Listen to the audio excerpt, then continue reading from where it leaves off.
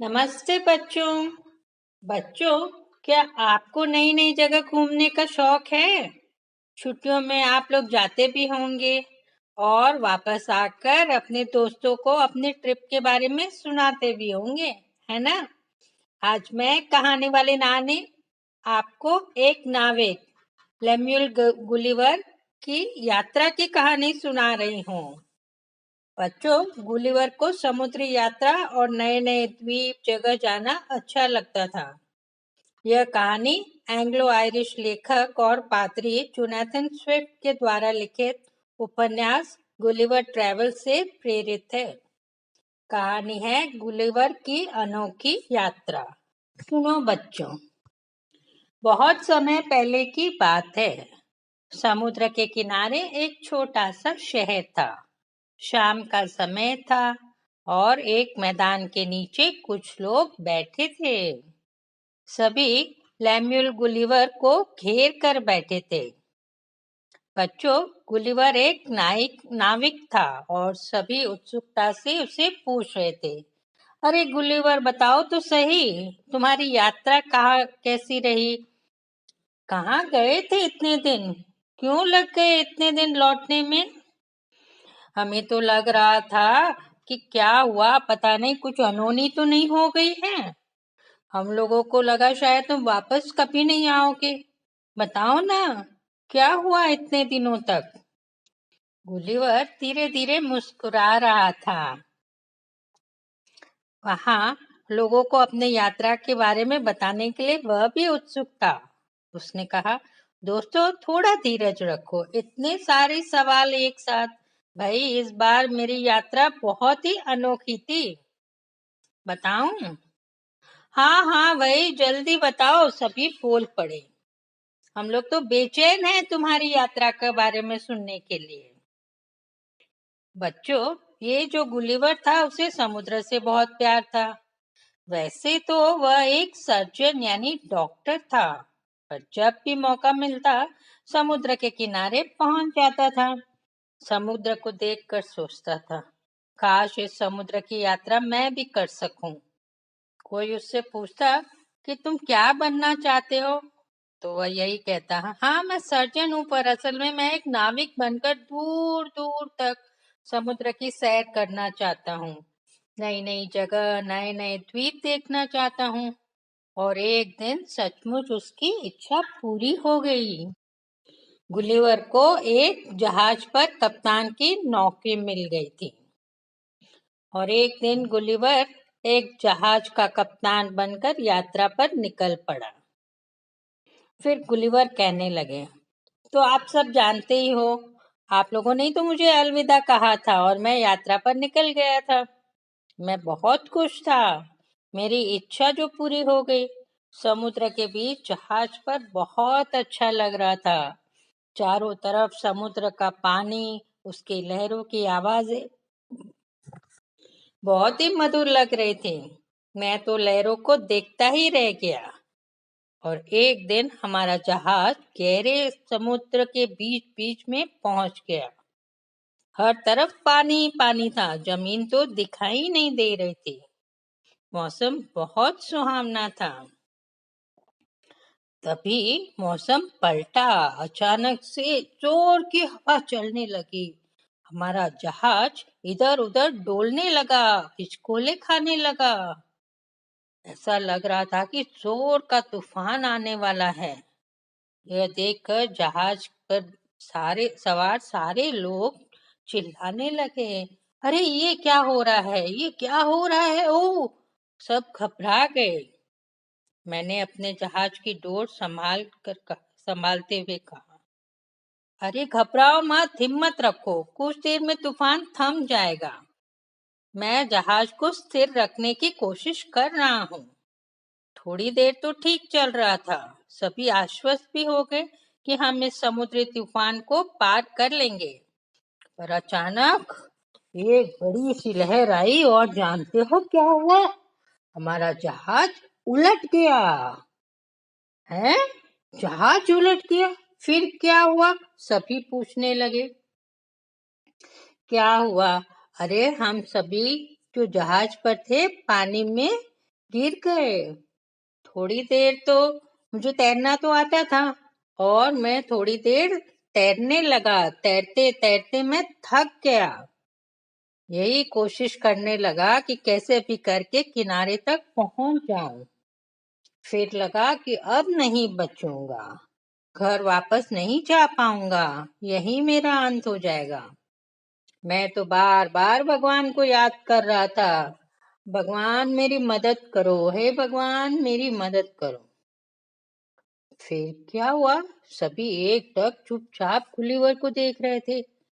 और फिर अचानक बताऊं क्या हुआ? गुलिवर ने कहना शुरू किया। एक बड़ी सी लहर आई और पूरे जोर से मुझे उछाल दिया। दोस्तों, शायद भगवान ने मेरी प्रार्थना सुन ली थी। बताऊं क्यों?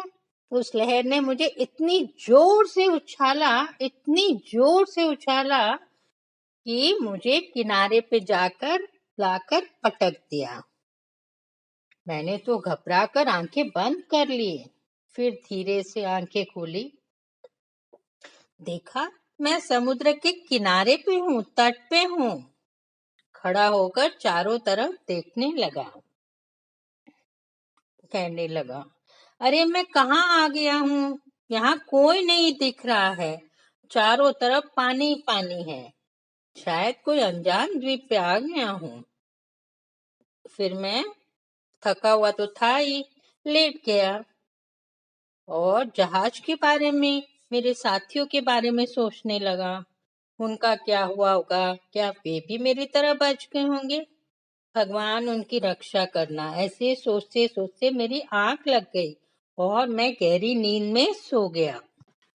थोड़ी देर बाद मैं जागा, उठने लगा कि दर्द से चिल्लाया, हाँ मेरे बाल, ओहो कितना दर्द हो रहा है। फिर मैंने देखा कि छोटे छोटे धागों से मैं जकड़ा हुआ था। मेरे केश भी जकड़े हुए थे।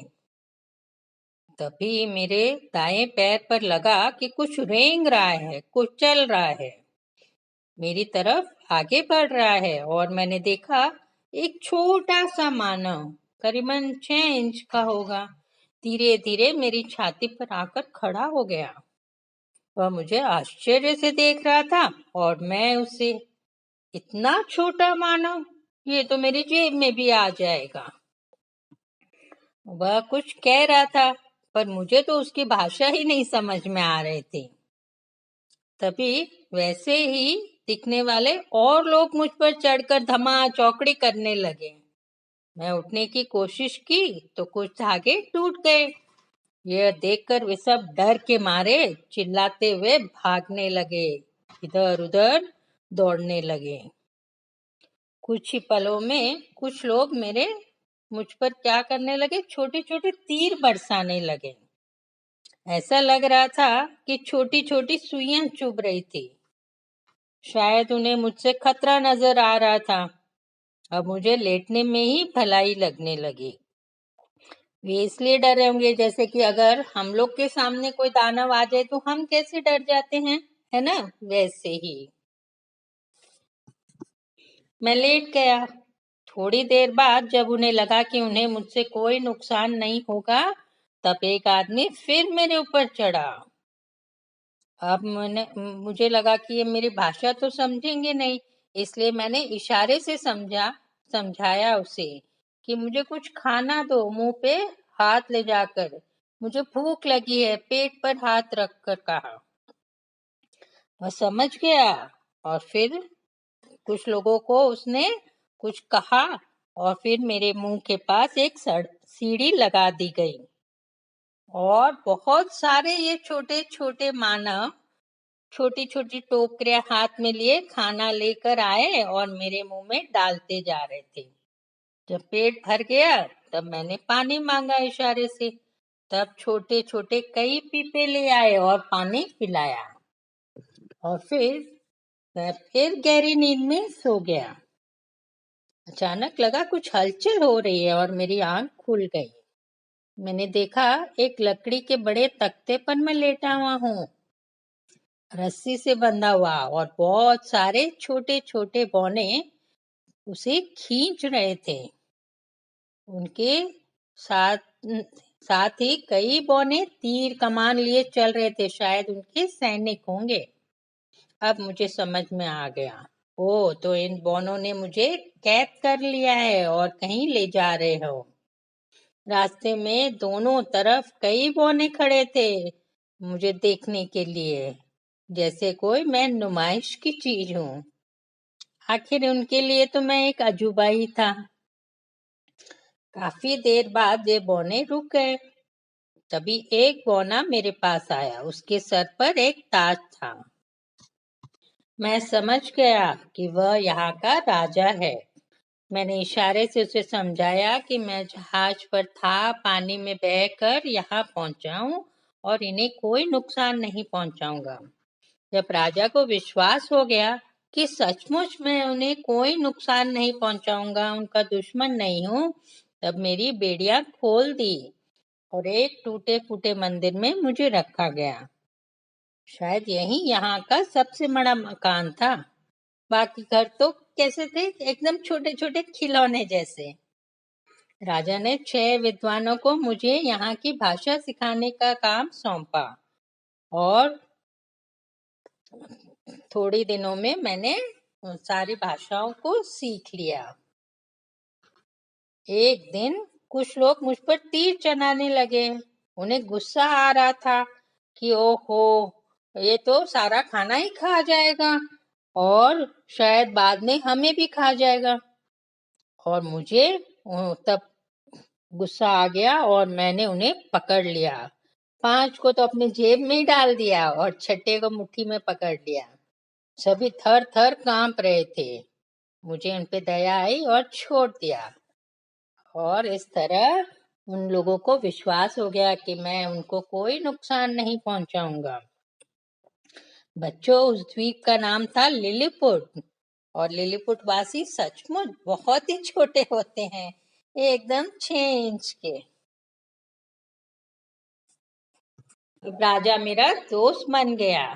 एक दिन उसने अपने दुश्मन ब्लू केस्कू के बारे में बताया और कहा कि भाई तुम तो इतने बड़े हो, मेरी रक्षा करना। अगर कुछ ब्लैक कुस्कू हमला करे तो उनसे हराने में मदद करना।